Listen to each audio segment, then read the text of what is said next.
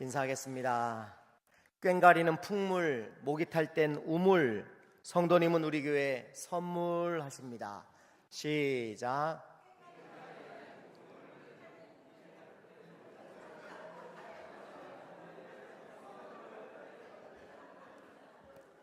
자, 항상 띄워줬는데 안 띄워주니까 기억을 안 하셔서 지금 헷갈리신 거예요. 별로 어렵지 않아요. 이 문장 하나를 못 외우면 이게 지금 문제잖아요. 자, 꽹가리는 풍물, 목이 탈 땐 우물, 성도님은 우리 교회 선물입니다. 시작.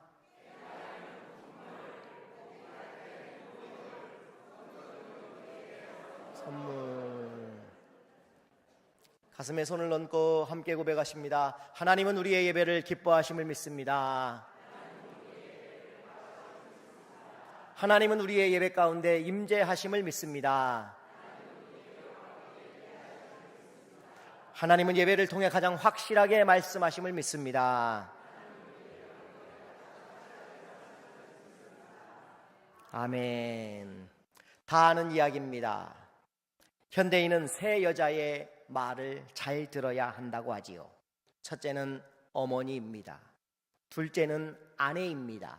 세 번째는 내비게이션 안에서 말하는 여자의 이야기를 잘 들어야 행복하다고 합니다.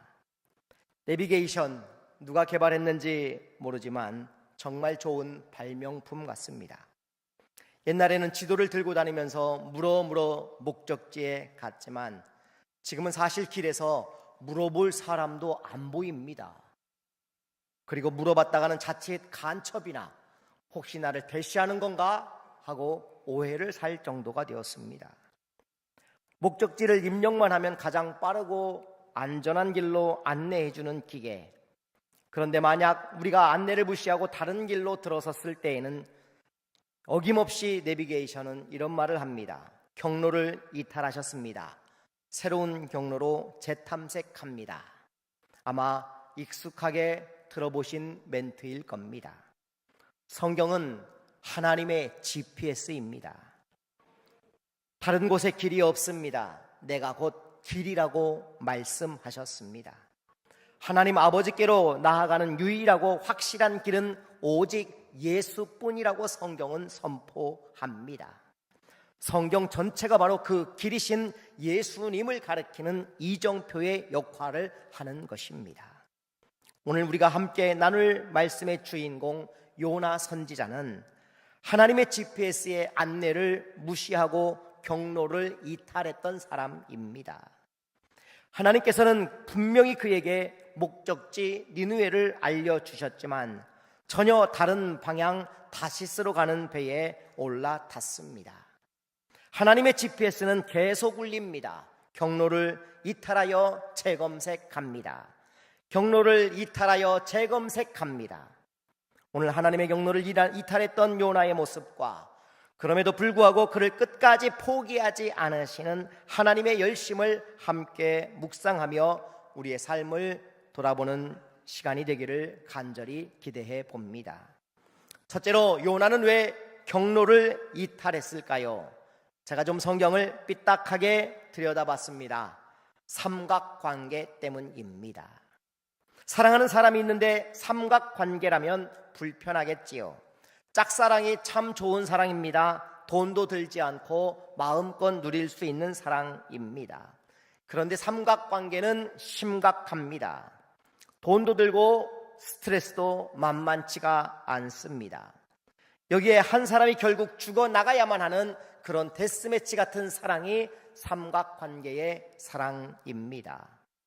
요나서를 이렇게 보면 어떨까요?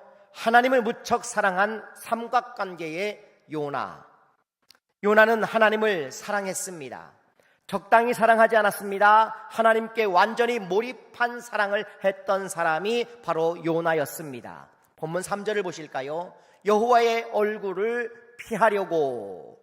그리고 뒷부분에 가보면 또 등장합니다. 여호와의 얼굴을 피하려고라는 말이 2번이나 반복됩니다. 10절에도 보면요, 자기가 여호와의 얼굴을 피함인 줄이라고 기록되어져 있습니다. 자, 이 말을 바꿔서 말하면 여호와의 얼굴을 피하지 않았다면 본래 요나는 어떤 사람입니까? 하나님과 얼굴을 마주 대하는 사람이었다라는 표현이 되는 것입니다. 사랑은 마주보는 것이지요. 마주보지 않으면 이미 사랑이 아닙니다. 그런데 하나님의 얼굴을 피한다는 표현을 하는 것으로 보아서 그는 얼마나 하나님을 사랑했는지를 성경은 우리에게 간접적으로 설명하고 있는 것입니다. 늘 하나님과 얼굴을 같이 할 정도로 요나는 하나님이 좋았습니다. 그런데 문제가 생긴 겁니다. 하나님이 갑자기 니느웨까지 사랑하신 것입니다. 니느웨에 가서 경고하라는 것입니다. 요나는 하나님이 그럴 줄 몰랐습니다. 어떻게 자기만 사랑하는 줄 알았고 자기만 바라봐 주기를 바랬는데 다른 곳도 하나님이 사랑하고 계셨던 것입니다.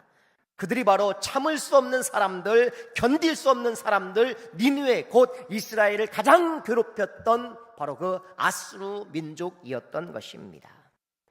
그래서 그는 하나님의 낯을 피하여 다시스를 선택하며 갑니다. 요나는 선지자입니다. 그런데 요나가 하나님의 낯을 피할 수 없다는 것을 몰랐을까요? 10절을 한번 보시겠습니다. 10절 시작.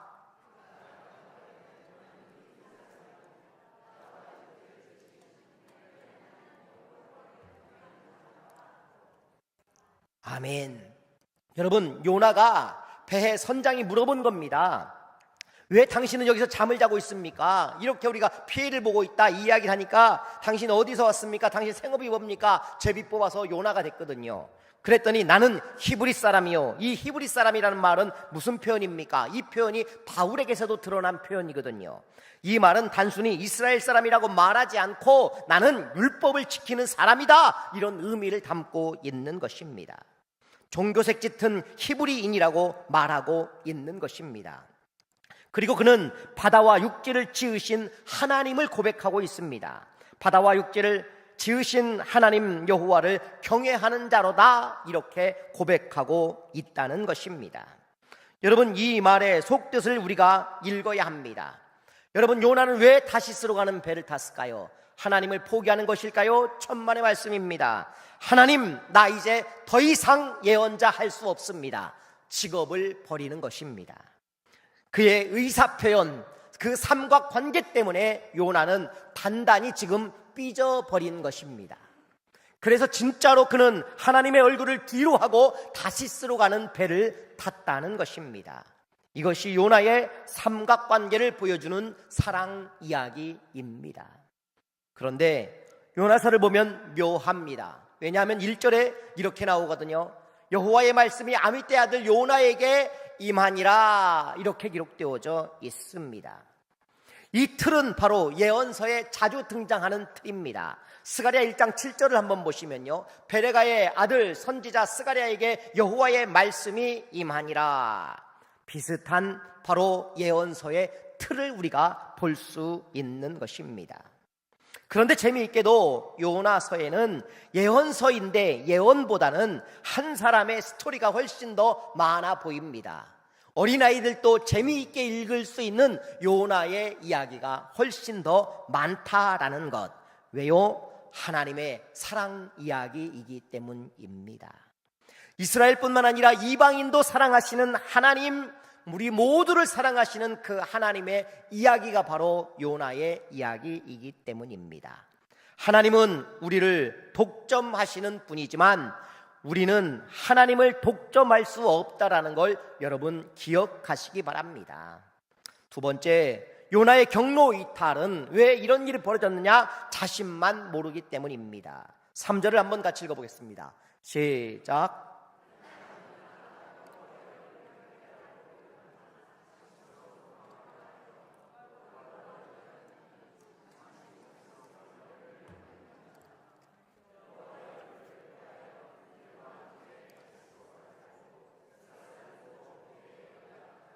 아멘. 예, 더디 가더라도 함께 가는 교회입니다. 조금 옆에 분들 맞춰서 함께 가시기를 바랍니다. 여기 보니까요, 내려갔더니 라는 단어가 등장합니다. 욥바로 내려갔더니, 이 단어가 히브리어로 야라드라는 단어를 쓰고 있습니다. 그런데 3절에만 야라드가 2번 나옵니다. 그런데 본문의 내용을 읽어보면 내려갔다는 말은 한 번밖에 나오지 않습니다. 번역에 문제가 있는 거지요. 그런데 이 번역은 어떤 번역이냐? 배에 올랐더라가 아니라 사실은 배에 내려갔다라는 표현이 담겨져 있는 내용입니다. 뱃삭을 주고 배에 올랐습니다. 여러분, 이게 어떤 배일까요? 고대에 운영되는 배들은 거의 정기적으로 운영하는 그런 배가 여객선이 없습니다. 대형 어선이 아닙니다. 초라한 배지요. 그저 다시스로 가는 사람들이 함께 있는 그 배를 지금 만난 것입니다. 지도를 보시면 예루살렘의 욥바가 보이고 오른쪽이 바로 니느웨입니다. 지금의 이라크 땅입니다. 그런데 다시스는 어디냐? 저 스페인 땅을 가리키는, 당시 저곳이 끝이라고 여기는 바로 그런 땅으로 가는 배를 탄 것입니다. 이 배 사람들이 어떤 사람들일까요? 아마 이스라엘에 와서 올리브도 사고 건포도도 사고 말린 무화과 나무도 사고 양가죽도 사고 잔뜩 이런 것들을 배에 실었을 것 같습니다. 어떤 학자들은 여기 뱃삭을 이 배의 전체 비용을 가리키는 말이다 라고 표현하기도 합니다. 왜냐하면 정기적으로 움직이는 여객선이 아니기 때문입니다. 아무 때나 움직이는 배가 아니라는 겁니다. 그런데 배에 올랐더라라고 되어 있던 부분이 야라드라는 바로 내려가는 단어입니다. 5절을 또 한번 보실까요? 5절 말씀입니다. 시작.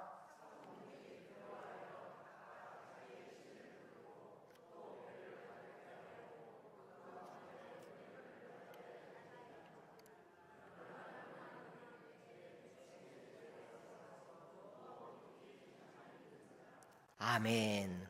요나가 또 한 번 내려갑니다. 어디까지 내려갑니까? 배에 내려갔다가 배 밑에 층까지 또 내려갔다고 기록하고 있습니다. 이미 4절에서는 폭풍우가 내리면서 온통 난리가 나 있습니다. 그런데 요나는 배 밑에 내려가 깊은 잠에 빠져 있었던 것입니다. 여러분, 자영업 하시는 분들 혹은 사업하시는 분들, 신학생이 와서 신학학교 그만두고 와서 지금 내가 여기 와 일하려고 합니다 라고 그러는 사람을 만나거든 절대로 직원으로 채용하지 마십시오. 자칫하면 여러분이 이 배의 선주가 될 수 있기 때문입니다. 다 버려야 될지 모른다는 겁니다. 그 사람이 혹시 사명을 버리고 떠난 요나일 수 있기 때문입니다. 신학생은 절대 받지 말고 대신에 여비를 두둑하게 챙겨서 꼭 다시 사명 잘 감당하라고 보내주시기 바랍니다. 요즘 목사가 부족한 시대가 되었거든요. 15절을 또 한번 읽어보시겠습니다. 시작.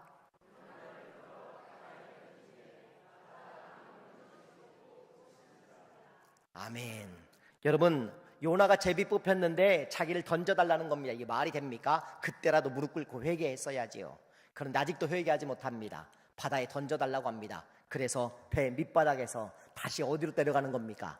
바다로 던져진 것입니다. 17절을 또 한번 보실까요? 시작. 이미 큰 고기를 예비하사 요나를 삼키게 하셨으므로 요나가 밤낮 3일을 물고기 뱃속에 있으니라. 아멘. 어디까지 내려갔습니까? 물고기 뱃속까지 또 내려갔습니다. 참 사람은 변하지 않습니다. 변하지 않을 뿐만 아니라 자신을 가장 잘 모를 때가 있는 것 같습니다. 어떤 사람은 분명 저러면 안 되는데 자기 자신만 모를 때가 있지 않습니까? 그러면 안 되는 줄 이성적으로 알면서 다른 사람은 다 아는데 자기 자신만 모릅니다. 그렇습니다. 요나는 하나님의 사람으로 택함을 받은 요나입니다. 저는 이 요나를 우리가 이렇게 읽어보면 어떨까요? 요나로 보지 말고 이스라엘로 읽어보자라는 말씀을 드리고 싶습니다. 이스라엘 백성들이 계속 내려가는 그런 영적인 암흑기에 있었기 때문입니다. 열왕기하 14장 25절을 같이 읽어보겠습니다. 이스라엘의 하나님 여호와께서 그의 종 가드헤벨 아미떼의 아들 선지자 요나를 통하여 하신 말씀과 같이 여로보암이 이스라엘 영토를 회복하되 하맛 어귀에서부터 아라바 바다까지 하였으니. 아멘. 요나가 활동하던 시기는 여로보암의 시대라는 겁니다. 여로보암 2세라고 부르는 두 번째 여로보암의 시대입니다. 이 시대의 예언자들을 살펴보면 두말할 것도 없이 그 당시 상황이 읽어집니다. 첫 번째 사람은 누구냐? 호세아라는 사람이 요나와 함께 했던 시대의 선지자입니다. 두 번째 예언자는 누구냐? 아모스라는 예언자입니다. 이때 두 선지자의 외침을 우리가 기억하지요. 오라, 우리가 여호와께 돌아가자. 호세아의 외침이었습니다. 아모스는 어떻습니까? 오직 공법을 물같이 정의를 하수같이 흘릴지로다 외쳤던 사람이었습니다. 이 세 선지자의 나라는 영토가 확장되고 외적으로 부강한 그런 시대를 살고 있었던 여로보암 2세였습니다. 그런데 문제가 있습니다. 영적으로는 너무나 부패하고 내부적으로 그런 완악한 죄가 가득해 있었더라는 것입니다. 그러니 선지자들의 외침은 온통 회개였습니다. 자, 다시 본문으로 들어가서 역발상이 필요한 부분입니다. 요나는 요나로 보지 않고 끝없이 바닥으로 치닫고 내려가는 지금 이스라엘의 영적인 암흑기를 우리가 한번 들여다 볼 수 있는 그 대비된 사람으로 요나를 읽어보면 어떻겠냐라는 말씀을 지금 제가 드리는 것입니다. 그런데 누구만 몰라요? 자기만 몰라요. 자기만 몰라요. 나는 잘하는 줄 알아요. 자기만 모른다는 겁니다. 내려가고 내려가고 또 내려가는데 본인만 모른다는 것입니다. 적당히 피하면 되고 적당히 믿으면 된다고 생각하는 오늘 우리의 신앙이 문제가 될 수 있다는 것입니다. 옆에 계신 박수 한번 하시죠. 잘 믿읍시다. 잘 믿으셔야 됩니다. 말씀대로 잘 믿는 저와 여러분이 되어야 합니다. 큰 사랑을 받으면서도 끝까지 바닥으로 내려가는 본인만 모를 수 있습니다. 이 요나를 통해 나를 볼 수 있는 저와 여러분 되기를 주의 이름으로 부탁드립니다. 세 번째, 요나의 경로 이탈. 그의 이유는 바로 실패가 두려워서가 아니었을까요? 요나서는 니느웨는 안 망하고 반대로 요나가 망하는 이야기가 가득 들어 있습니다. 분명히 니느웨에 대한 예언이 있었으니 니느웨의 멸망이 들어 있어야 되는데 니느웨는 구원받고 오히려 그 말씀을 들었던 요나가 멸망하는 이야기처럼 보여진다라는 것이 아이러니한 이야기입니다. 심판의 대상인 니느웨에 집중하지 않고 철저하게 요나서는 요나에게 집중하고 있는 모습을 보여줍니다. 고집쟁이의 청개구리 같은 요나의 모습을 주로 다루고 있습니다. 여러분, 제가 문제를 냅니다. 예언이 잘 맞은 선지자가 성공한 선지자입니까? 예언이 틀린 선지자가 성공한 선지자입니까? 자, 1번, 3번은 지옥 가는 걸로 하고, 그러니까 손을 무조건 들어야 됩니다. 자, 1번 예언이 적중한 선지자가 훌륭한 선지자다. 2번 예언이 적중하지 않은 선지자가 훌륭한 선지자다. 자, 1번 손 드십시오. 적중. 예, 손 내리십시오. 2번 손 드십시오. 예언이 적중하지 않아야 선지자가 경고의 메시지를 잘 전하는 거죠. 그죠? 이해되세요? 자, 예언을 선지자가 전했어요. 니느웨 망합니다 했는데 안 망했어요. 선지자는 거짓 선지자가 되는 겁니다. 그러나 하나님은 기뻐하시는 훌륭한 선지자란 말입니다. 이해되세요? 안 되면 어쩔 수 없어요. 이제 여기까지 했는데 이래도 안 되면 어쩔 수 없습니다. 역설적이게도 그의 실패야말로 하나님의 가장 위대한 성공이 되는 것입니다. 요나는 그걸 몰랐어요. 이 요나의 입장에서 제가 아주 쥐꼬리만한 문학적 기질로 요나의 입장을 한번 글로 써봤습니다. 니느웨를 바라보는 요나의 모습입니다. 먼지뿐인 예언, 저주받아 마땅한 도시, 침묵은 천둥보다 시끄럽다. 나는 불과 유황이 쏟아지는 소리를 들으러 여기에 왔다. 악인들의 비명과 무너지는 성벽의 굉음을 들으러 이 땅에 왔다. 내 입에서 나간 하나님의 말씀이 어떻게 살과 뼈를 가진 진실이 되는지 두 눈으로 똑똑히 확인하련다. 그러나 들리는 것이라곤 저작거리의 희미한 소음, 그리고 뜨거운 바람 소리뿐. 내 예언은 저 바람에 흩어지는 먼지가 되었다. 40일이 지나면 무너지리라. 그것은 내 말이 아니었다. 내 안에 타오르던 그분의 말씀이었다. 나는 그 말씀을 품고 바다의 심장까지 도망쳤고 거대한 물고기의 창자 속에서 사흘 밤낮을 기도했다. 죽음의 문턱에서 건져 올려진 몸으로 나는 마침내 순종했다. 이 저주받은 땅을 맨발로 걸으며 분노를 토하며 쉰 목소리로 외쳤다. 그것은 나의 승리여야 했다. 억압받던 내 민족의 한을 풀어줄 정의의 실현이어야 했다. 나의 하나님이 얼마나 공의롭고 강력한 분이신지 저 이방인들의 뼈에 새겨질 증거여야 했다. 하지만 보라, 저들은 회개라는 값싼 옷을 걸쳤고 하나님은 기다렸다는 듯이 진노를 거두셨다. 나의 예언, 나의 사명, 물고기 뱃속에서의 나의 고통은 저들의 생명을 위한 들러리가 되었을 뿐이다. 나는 저들의 구원을 위해 이용당한 광대에 지나지 않았다. 사람들은 나를 거짓 선지자라 부를 것이다. 아무 일도 없었다며 손가락질할 것이다. 나의 이름은 실패의 동의어가 될 것이다. 아, 이 얼마나 끔찍한 성공인가. 저들의 성공이 곧 나의 실패라니. 감사합니다. 박수 받으려고 한 건데.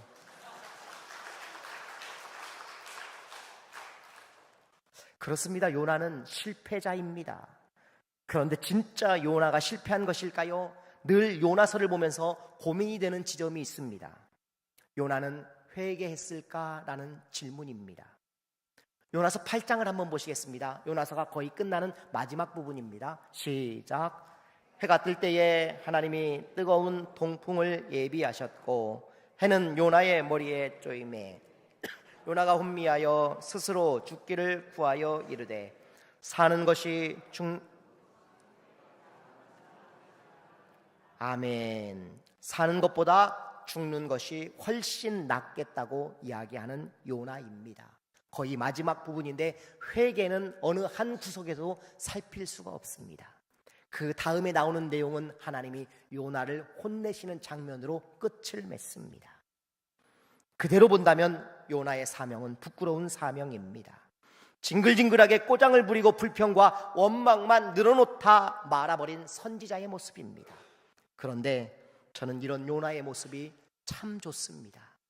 왜냐하면 자기 자신을 너무 솔직하게 잘 기록하고 있기 때문입니다. 마태복음 10장 3절을 보면요, 예수님의 제자들의 이름이 나옵니다. 그런데 여기에 세리 마태라고 기록합니다. 마태복음에는 9장 10절, 9장 9절에 이렇게 이런 본문들이 있는데 놀랍게도 마태라는 이름이 등장할 때마다 세리라는 수식하는 단어들이 함께 따라 붙습니다. 그런데 마가복음, 누가복음, 요한복음에는 세리라는 이름의 수식어로 전혀 따라 붙지 않습니다. 참 재미있습니다.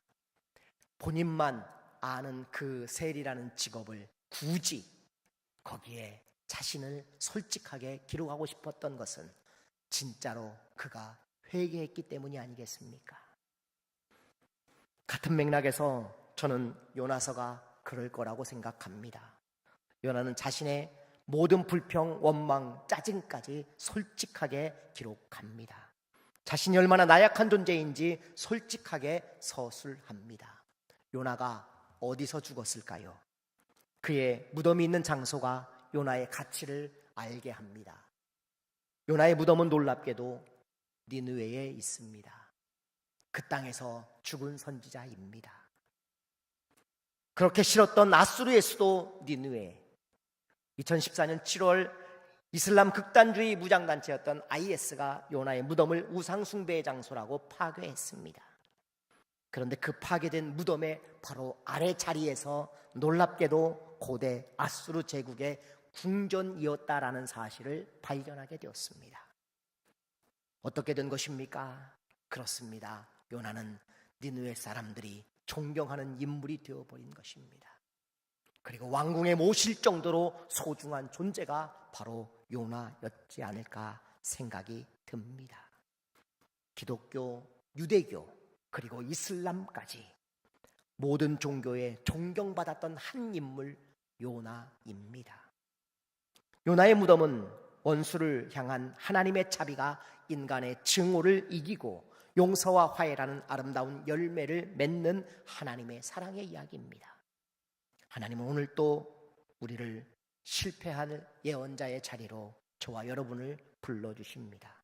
나의 성공, 나의 의, 나의 판단 내려놓고 심판이 아닌 구원을, 정죄가 아닌 사랑을 선택하는 자리로 하나님께서 저와 여러분을 초대하고 계신다는 것입니다. 요나의 실패가 하나님의 가장 큰 기쁨이었던 것처럼, 우리가 세상의 기준으로 실패한 것처럼 보일지라도 하나님의 기준이 있음을 늘 기억하셔야 합니다. 내가 못 살아서 가난한 게 아니지요. 저놈이 나보다 잘 살기 때문에 가난하다고 여기는 세상의 실패의 모습, 그것으로 나를 평가하지 마십시오. 진짜 나의 모습은 하나님의 기준이어야 한다는 것입니다. 말씀을 정리합니다. 오늘 우리는 하나님의 GPS를 이탈했던 요나의 이야기를 살펴보았습니다. 요나는 하나님의 명령을 피해 다시스로 향하지만 하나님은 그의 길을 막으시고 대자연을 이용해 니느웨로 결국은 인도하십니다. 삶이 마치 폭풍과 몰아치는 바다 한가운데 있는 것처럼 여러분 느껴지십니까? 그렇다면 잠시 멈추어 서서 내가 혹시 하나님의 GPS를 벗어나 내 멋대로 가고 있지는 않은지 돌아보시기 바랍니다. 혹시 하나님의 GPS가 경로를 재탐색합니다 라고 저와 여러분에게 말씀하는 것은 아닐까요? 경로를 재탐색합니다. 그 소리를 듣고 다시 하나님께로 돌아갈 수 있는, 그분의 명령에 순종할 수 있는 저와 여러분이 되어야 하지 않을까요? 정치, 이념, 신앙, 역사, 우리는 지금 듣고 싶은 것만 듣는 시대를 살아가고 있습니다. 경로를 재탐색합니다. 그 하나님의 음성을 귀 기울여 잃어버리지 않기를 주의 이름으로 부탁드립니다. 기도하겠습니다.